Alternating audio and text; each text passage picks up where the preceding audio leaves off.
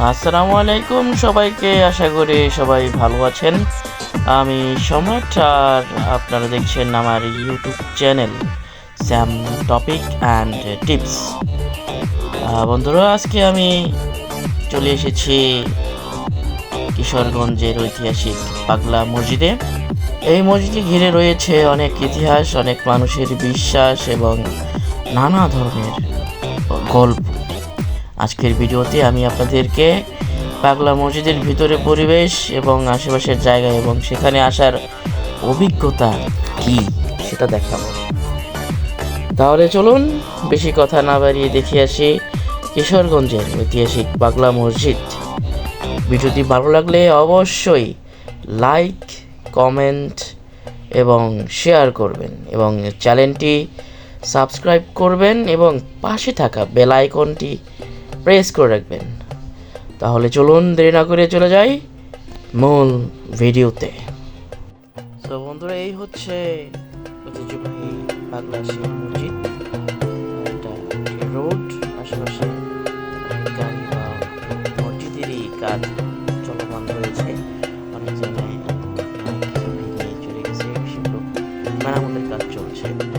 আর এটি হচ্ছে ব্রিজ, যেটি নরসুন্দা নদীর উপরে অবস্থিত।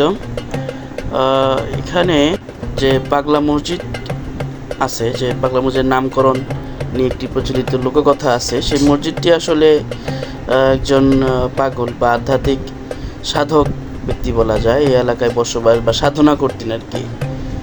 তো উনি এই এলাকায় বসবাস করার ক্ষেত্রে এই মসজিদের কাছাকাছি যে স্থানীয় কোনো একটা জায়গায় তিনি অবস্থান করতেন, এই কারণে হয়তো এই মসজিদটির নাম পাগলা মসজিদ হিসেবে পরিচিত।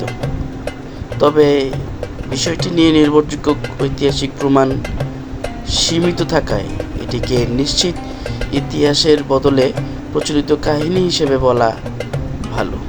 এটি বলা বাহুল্য যে এটি একটি প্রচলিত কাহিনী।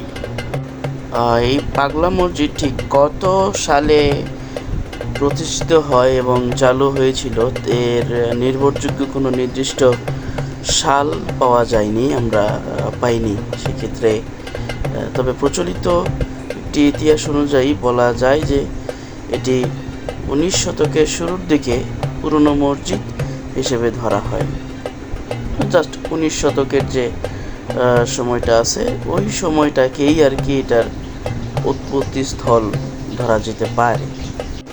বলা বাহুল্য এটি নরসুন্দা যে নদী আছে, এখানে আমি একটু আগে দেখিয়েছি, ওই নরসুন্দা নদীর তীরেই এই মসজিদটি অবস্থিত। ফুল ঠিকানা হচ্ছে কিশোরগঞ্জের যে নরসুন্দা নদী, ওই নদীর তীরে। এই মসজিদটি সবচেয়ে বেশি প্রচলিত হয়ে থাকে এর দান বাক্সের জন্য। কে বা কাহারা এত টাকা এখানে দান করে কেউ জানি না। দান বাক্সে প্রায় নিয়মিতই বলতে গেলে বিপুল পরিমাণ টাকা ও স্বর্ণ অলংকার ও বৈদেশিক মুদ্রাও এখানে পাওয়া যায়। কে কখন কিভাবে দিচ্ছে, সবাই এখানে আসে এবং সবাই সবার মতো দান করে যায়, যে যেভাবে পারে। এই দিকটাতে সবাই এসে দান করে যায়।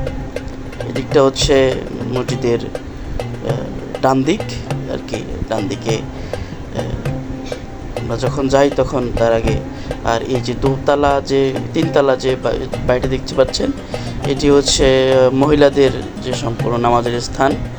এখানে মহিলারা সবাই নামাজ পড়ে। এখানে সংরক্ষিত এলাকা, পুরুষ আর কি যেতে পারে না এখানে। যদিও পুরুষ যেতে পারে না, দু একজন পুরুষ দেখা যাচ্ছে, তবুও যদি হয় এরকম, হয়তো তাদের আত্মীয় স্বজন এখানে দাঁড়িয়ে আছে বা আত্মীয় স্বজন ভিতরে গেছে, পাচ্ছে না, খুঁজে পাচ্ছে না, দাঁড়িয়ে খুঁজতে গেছে, এরকম একটা অবস্থা। তবে এদিকে না যাওয়াই উত্তম, কারণ হচ্ছে যেহেতু মহিলাদের সংরক্ষিত স্থান। এখানে গেট তৈরি হচ্ছে, দেখতে পাচ্ছেন।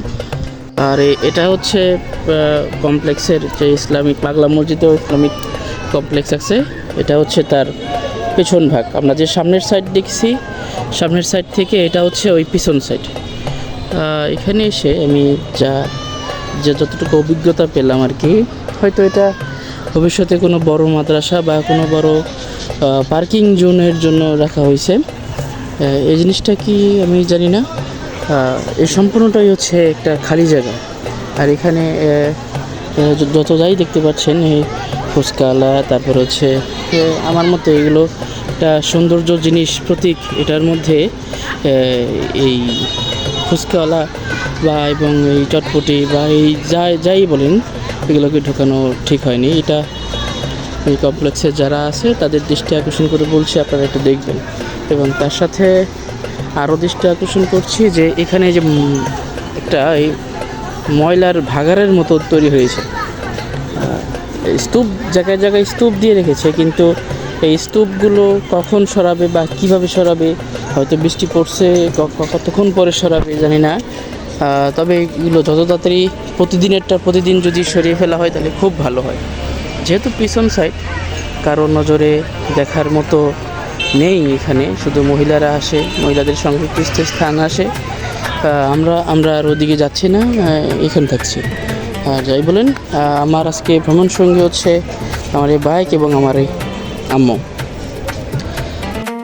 আর আরেকটা জিনিস যেটা মেন জিনিস আর কি, আপনি যদি কিশোরগঞ্জ হারোয়া এই ঐতিহাসিক পাগলা মসজিদে আসতে চান বা দেখতে চান, তাহলে আপনাকে যেতে হবে, যদি ঢাকা থেকে আসতে চান তাহলে দুটি পথ এখানে আছে। একটি হচ্ছে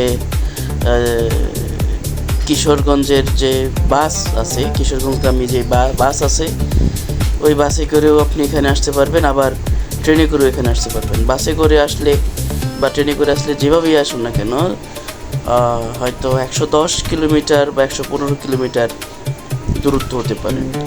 যদি বাসে আসতে চান তাহলে ঢাকার মহাখালী থেকে যে কিশোরগঞ্জগামী বাস পাওয়া যায়, সেখান থেকে আপনি 250 বা 300 টাকার ভিতরে বাস ভাড়া দিয়ে কিশোরগঞ্জ শহরে এসে তারপর এখান থেকে ডিরেক্ট ইজি বাইক বা অটো ভাড়া করে আপনি ডিরেক্ট চলে আসতে পারেন এই পাগলা মসজিদে। পাশাপাশি যদি কিশোরগঞ্জগামী যে ট্রেন আছে, ট্রেনেও যদি আসতে তাহলেও পারবেন। ট্রেনে আসার ক্ষেত্রে সেক্ষেত্রে কিশোরগঞ্জে যে ট্রেন আছে, আপনারা কমলাপুর বা বিমানবন্দর এলাকা থেকে বা জয়দেবপুর এলাকা থেকে আসতে পারবেন ট্রেনে করে, ঢাকা থেকে যদি আসতে চান আর কি। এসে তখন ওখান থেকে স্টেশন থেকে যে কোনো ইজি বাইক বা অটো রিক্সাতে উঠে জাস্ট বললেই হবে আমি হারোয়া কিশোরগঞ্জের যে পাগলা মসজিদ আছে ওখানে যাব। ওনারা এসে এখানে নামিয়ে দেবে। হয়তো স্থান ভেদে 20-25 টাকা ভাড়া এদিক সেদিক হতে পারে। আজকে আমরা গেছিলাম আমি আর আমার আম্মু গেছিলাম গাজীপুর কাপাসিয়ার দরগাঁও থেকে। আমাদের এখান থেকে প্রায় 47 কিলোমিটার দূরত্ব ছিল। আমি আমার যে বাইক আছে বাইকে করে গিয়েছিলাম। এই প্রত্যাশা রেখেই আজকের মতো শেষ করছি। আল্লাহ হাফেজ, খোদা হাফেজ, ভালো থাকবেন, সুস্থ থাকবেন সবাই।